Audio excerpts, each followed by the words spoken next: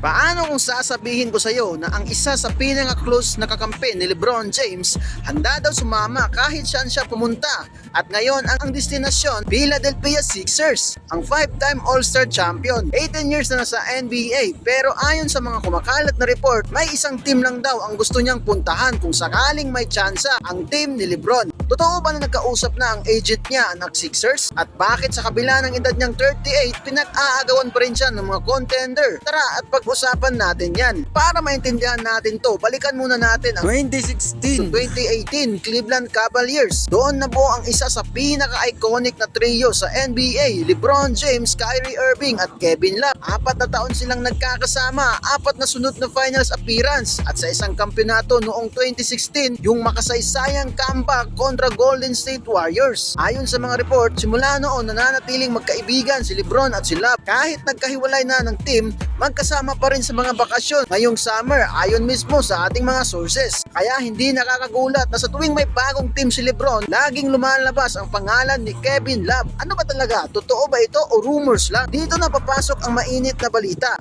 Ayon sa report ni Dave McMenamin ng ESPN, ang ehente ni Kevin Love ay nakipag-ugnayan na raw sa front office ng Philadelphia 76ers. Timing, simula pa raw nung pinili ni LeBron James ang Philadelphia bilang bagong team. At hindi lang yan, ayon din kay NBA insider Jake Fisher, si Kevin Love daw ay tinuturing na +1. Ibig sabihin kung saan mapunta si LeBron, malaki ang tsansa na sumunod sila. Pero linawin natin, wala pang opisyal na kontrata, wala pang pirma, lahat ng ito ay base pa lang sa mga report or source mula sa insiders. Interest pa lang sa ngayon, hindi pa final decision. Bakit Sixers at ano ang problema? Ngayon, bakit ba Sixers at bakit hindi pa siya agad masign? Una, si Kevin Love kakagaling lang sa kanyang ika-18th season kasama ang Utah Jazz. Ayon sa mga ulat, nagsilbi siyang veteran presence para sa mga batang players doon at may maganda siyang relasyon kay Coach Will Hardy. Pangalawa dito, 38 old na siya ngayong September. Noong nakaraang season, nasa 5 to 6 points at 4 rebounds lang ang average niya. Pero ang value niya nasa labas ng stats, veteran leadership, championship experience at floor spacing dahil kaya pa rin niyang tumira sa labas. Ang problema, ayon sa report ng Sixers Wire, punong-puno na raw ang roster ng Sixers ngayong matapos nilang makuha ang isa pang dating kakampi ni LeBron James na si Kentavious Caldwell Pope or si KCP. Ibig sabihin, para makapasok sila, kailangan munang may mga trade o may magpa-buyout sa peli. Kaya ang sabi ng mga source, kung sakali man baka sa December pa ito mangyari. At eto ang mas nakakabilib kay Kevin Love. Ayon din sa isang sources ng Clutch Points, malinaw daw ang sinabi nila, hindi pa siya magre-retire. Sa kabila ng 18 seasons, ang goal niya ay umabot ng 20 seasons sa NBA. Kaya naman naiintindihan natin kung bakit gusto niya sumama sa contender. Hindi na pera ang habol niya, kundi tsansang mag-champion ulit kasama ang kaibigan niyang si LeBron.